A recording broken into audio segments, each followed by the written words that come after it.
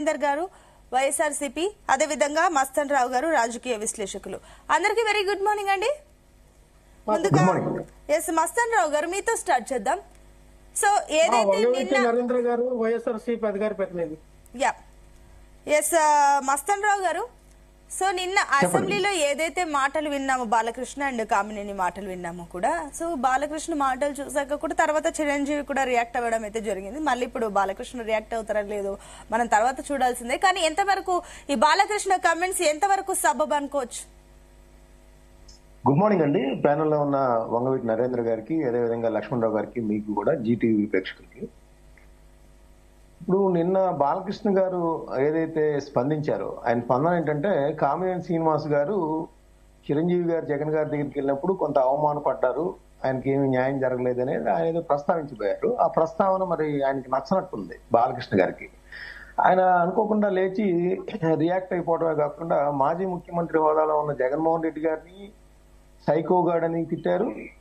అదేవిధంగా చిరంజీవిని కూడా కొంత అమర్యాదకరంగా, అంటే ఆడు అని సంబోధించడంతో పాటు చిరంజీవి పరిశ్రమ పెద్దగా ఏం చేయలేదనే అర్థం వచ్చేటట్టుగా, ఆయన అడిగితే ఏమీ జరగలేదు అక్కడ, అది నాకు తెలుసు అనేటట్టుగా ఆయన రియాక్ట్ అయ్యాడు. పైగా స్పీకర్కి ఏమంటారంటే, నాకు తెలుసు కాబట్టి ఇదంతా వివరణ ఇస్తున్నాను, రెస్పాండ్ అవుతున్నానని చెప్పారు. నిజానికి బాలకృష్ణ గారు అసలు మర్చిపోయింది ఏంటంటే, ముందు సభలో తెలుగుదేశం పార్టీ ఇటీవల ఒకటి తీసుకుంది, ఎవరినైనా కూడా చాలా మర్యాదకరంగా మాట్లాడాలనేది.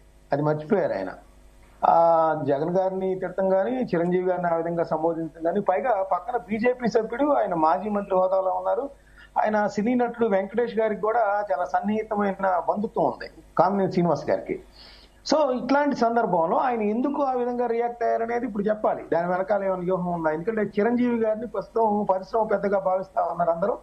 బాలకృష్ణ గారు ఆ విధమైన ఫోకస్ అయితే కలగట్లేదు, ఆయన అప్పటి నుంచి ఉన్నా కూడా.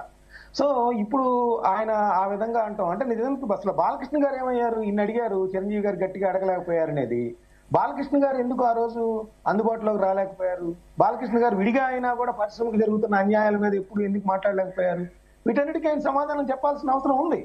రెండోది ఏంటంటే, ఓ పక్కన డిప్యూటీ సీఎం పవన్ కళ్యాణ్ గారికి సోదరుడు చిరంజీవి, అదేవిధంగా చూసినట్లయితే అక్కడ చంద్రబాబు నాయుడు గారు ఉన్నారు, ఆయనేమో వియంకుడు ముఖ్యమంత్రి గారికి, ఇంకొక ప్రధానమైన భూమిక పోషిస్తున్న లోకేష్ గారికి ఏమో మామగారు. ఇంకా రఘురామకృష్ణరాజు గారు కానీ ఎవరు కానీ చిరంజీవిని ఆ విధంగా తోలనాడుతున్నా, లేకపోతే బాలకృష్ణ గారు మాట్లాడుతున్నా కూడా వాటికి సంబంధించి ఎక్కడా విచారం వ్యక్తం చేయటం కానీ, లేదంటే ఆ వ్యాఖ్యలు తప్పని కానీ ఎక్కడా కూడా మాట్లాడిన పరిస్థితి ఉంది. ఆ విధంగా మాట్లాడుతూ ఉంటే వైఎస్ఆర్సీపీ ఈ రోజు రియాక్ట్ అయింది. కానీ యాక్చువల్గా నిజానికి బాలకృష్ణ గారు చేయాల్సింది ఏంటంటే, అసలు పరిశ్రమలో ఏం జరిగింది, జగన్మోహన్ రెడ్డి గారి టైంలో ఎలా అన్యాయానికి గురైంది ఆయన భావిస్తే చెప్పడంలో తప్పులేదు. కానీ ఆల్రెడీ సమస్యను పరిష్కరించడానికి వెళ్ళింది చిరంజీవి గారు. చిరంజీవి గారిని ఆయన తోలనాటంలో ఇది అర్థం ఏంటి? ఒకటి. రెండోది, చిరంజీవి గారు కూడా రియాక్ట్ అయ్యారు ఎక్కడా కూడా. ఎందుకంటే పవన్ కళ్యాణ్ గారు చిరంజీవి గారి వ్యాఖ్యల్లో కూడా వైరుధ్యం చూడండి.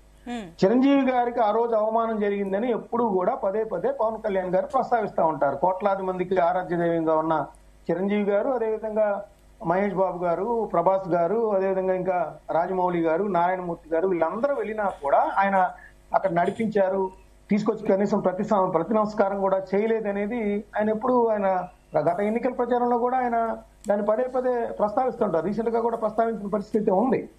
అయితే నేననేది అంటే, చిరంజీవి గారు వాటన్నిటికీ కూడా ఈరోజు సమాధానం ఇచ్చారు. యాక్చువల్ గా పేర్ని నాని గారు కబుర్ చేస్తే మేము ఆ తర్వాత నాకు ఇన్విటేషన్ వచ్చింది ముఖ్యమంత్రి గారి, అప్పుడు ముఖ్యమంత్రి జగన్మోహన్ రెడ్డి గారి దగ్గర నుంచి. అక్కడ వెళ్ళినప్పుడు లంచ్ టైంలో అన్ని ప్రస్తావించాను.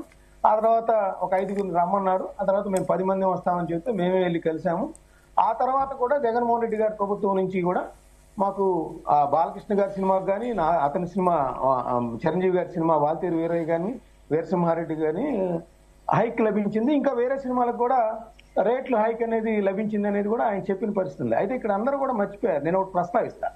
పవన్ కళ్యాణ్ గారికి సంబంధించి భీమ్లా నాయక్ సినిమాని జగన్మోహన్ రెడ్డి గారు ఆయన ఆర్థిక మూలాలను దెబ్బతీయాలని ఉద్దేశంతోనో, లేకపోతే ఇంకా ఆయన జనసేనగా ఎక్కువగా జగన్మోహన్ రెడ్డి గారిని టార్గెట్ చేస్తున్నారనో, కేవలం 5 రూపాయలకి టికెట్లు కూడా అమ్మించిన పరిస్థితి ఉంది. 5, 15, 10. దానికి సంబంధించి చిరంజీవి గారు మాట్లాడలేదు, బాలకృష్ణ గారు మాట్లాడలేదు, వెంకటేష్ గారు మాట్లాడలేదు, లేదంటే అక్కడికి వచ్చిన మహేష్ బాబు గారు, ప్రభాస్ గారు, నారాయణమూర్తి గారు ఎవ్వరు కూడా మాట్లాడిన పరిస్థితి ఉంది. సో నేననేది ఏంటంటే అసలు పరిశ్రమకు సంబంధించి సమస్యలను పరిష్కరించాల్సింది పోయి ఒక వెళ్ళిన వాళ్ళని చిరంజీవిని తోలనాడటం ఆయన ఏమో అడగలేదంటాం అనేది కూడా బాలకృష్ణ గారికి సరైన విధానం కాదు. గతంలో బాలకృష్ణ గారు నరేంద్ర మోడీ గారి తల్లి గారిని కూడా ఆ రోజు తోలనాడటం జరిగింది. ఈ రోజు కూడా అదే విధమైన భాష ఇక్కడ ఉపయోగించిన పరిస్థితి అయితే ఉంది. చిరంజీవి అభిమానులు కూడా ఆల్రెడీ వాళ్ళందరూ కూడా రియాక్ట్ అవుతున్నారు. వైఎస్ఆర్సీపీకి సంబంధించి జగన్మోహన్ రెడ్డి గారిని ఆయన సైకోగాడు అంటాన్ని కూడా తీవ్రంగా నిరసన వ్యక్తం చేస్తున్నారు. అసలు బాలకృష్ణ మానసిక పరిస్థితి గతంలో ఆయన ఇంట్లో కాల్పు జరిగినప్పుడు కాకర సుబ్బారావు గారి దగ్గర నుంచి మొత్తం కూడా ఈ రోజు సోషల్ మీడియా అంతా కూడా అదే విధమైనది. నేను అసెంబ్లీ వేదికగా కొంత మంచి చర్చ జరగాల్సిన పరిస్థితుల్లో ఈ విధంగా అనవసరమైన చర్చలకు తావులేపి విద్వేషాలు లేకపోతే అభిమానుల మధ్య గొడవలో లేకపోతే పార్టీల మధ్య గొడవలో, ఎందుకంటే దీనికి రీసెంట్ గానేమో గవర్నమెంట్ బుచ్చి చౌదరి గారి రాజకీయ ఎజెండా ఉందా, లేకపోతే సినీ పరిశ్రమలో ఆయన చిరంజీవి గారిని పెద్దగా అంగీకరించలేకపోతున్నారా? ఎందుకంటే గవర్నమెంట్ బుచ్చి చౌదరి గారు కానీ బోండా ఉమ్మ గారు కానీ మన జనసేన మీద పెద్ద ఎత్తున ధ్వజం ఎత్తిన పరిస్థితి ఉంది. పవన్ కళ్యాణ్ గారిని టార్గెట్ గా, అదేవిధంగా మన నాదెండ్ల మనోహర్ గారికి సంబంధించి ఈ రోజు జనసేన మంత్రి మా దుర్గేష్ గారికి సంబంధించి ఎఫ్డీసీలో నా పేరు 9వ పేరు పెట్టడం ఏందనేది కూడా ఆయన కూడా ధ్వజం ఎత్తిన పరిస్థితుంది. దీని వెనకాల రాజకీయ ఎత్తుగడ ఉందా, లేకపోతే సినీ పరిశ్రమకు సంబంధించి చిరంజీవి నాయకత్వాన్ని ఆయన అంగీకరించట్లేదా, లేకపోతే జనసేనకి సంబంధించి ఈ కూటమిలోనే ఏమైనా లుకలుకలు ప్రారంభమయ్యాయని చర్చ బిగినైంది. వీటికి తావు లేకుండా ఉండాలంటే చంద్రబాబు నాయుడు గారు కానీ లేకపోతే బాలకృష్ణ గారు తిరిగి నా వ్యాఖ్యల అర్థం అధికారం చెప్పాల్సిన అవసరం ఉంది. లేదంటే ఖచ్చితంగా దీని ప్రభావం రాష్ట్ర రాజకీయాల మీద కానీ జనసేన లేదంటే కుటుంబంలో, ఎందుకంటే ఆయన బీజేపీ సభ్యుడైన కామినేని శ్రీనివాస్ గారి మీద ధ్వజమెత్తారు. అదేవిధంగా కందులు దుర్గేష్ గారికి సంబంధించి కూడా నేను సీరియస్ అయ్యాననేది కూడా చెప్పిన పరిస్థితి ఉంది. సో కూటమి సర్కారులో ఇటు రాజకీయంగా కూడా ప్రకంపనలు సృష్టిస్తా ఉంది. అదేవిధంగా ఇండస్ట్రీ పరంగా అసలు పెద్ద ఎవరు వెళ్తే కూడా వాళ్ళని ఇలా విధంగా తోటనాడటం ఏంటి?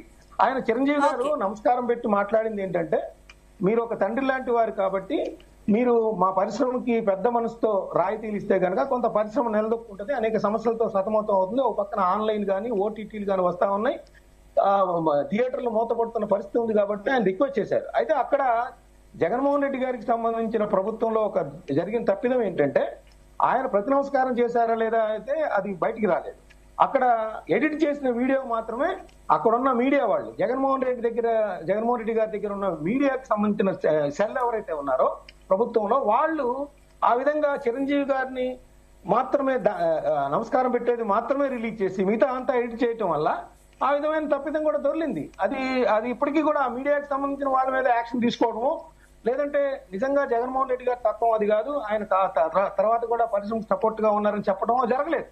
ఇప్పుడు బాలకృష్ణ గారికి సంబంధించిన ఎలిగేషన్ చేసినప్పుడు ఇప్పుడు జగన్మోహన్ రెడ్డి గారు కూడా రియాక్ట్ కావాల్సిన అవసరం ఉంది. అదేవిధంగా పవన్ కళ్యాణ్ గారు చిరంజీవి గారికి సంబంధించి ఆ విధంగా వ్యాఖ్యలు చేయటం ఏ విధంగా మంచిది కాదు అనే విషయాన్ని కూడా పవన్ కళ్యాణ్ గారు కూడా రియాక్ట్ కావాలి. అదేవిధంగా చంద్రబాబు నాయుడు చిరంజీవి లాంటి పద్మ విభూషణ్ అయిన చిరంజీవి గారి మీద బాలకృష్ణ గారు ఆ విధంగా మాట్లాడుతున్న నేపథ్యంలో చంద్రబాబు నాయుడు గారి ప్రభుత్వం మీద కూడా దీని ప్రభావం పడే అవకాశాలు అయితే కనిపిస్తా ఉన్నాయి. అందరూ రియాక్ట్ కావాల్సిన అవసరం ఉంది, లేదంటే ప్రమాదం ముంచుకొచ్చే పరిస్థితి కూడా ఇక్కడ అంత సీరియస్నెస్ కూడా ఉందని నేను చెప్తాను. నేను మళ్ళీ వస్తానండి. అండ్ అదే విధంగా మాల కొండయ్య గారు బీజేపీ నుంచి national palm oil board X director, ఆయన కూడా జాయిన్ అయ్యారు. నమస్తే అండి కొండయ్య గారు. నేను మళ్ళీ వస్తానండి. నరేంద్ర గారు, సో మీరు చెప్పండి.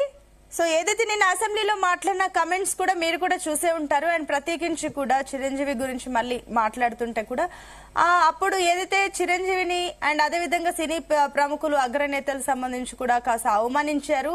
అప్పుడు కనీసం ఇలాంటి విమర్శలు చాలా వచ్చాయి. కానీ నిన్న మళ్ళీ ఈ అంశం రావడం పట్ల ఏమైనా స్పందిస్తున్నారా ఏంటి? ఏమనుకోవచ్చు? వైఎస్ఆర్సీపీ ఏ రకంగా రియాక్ట్ అవుతుంది దీనిపైన?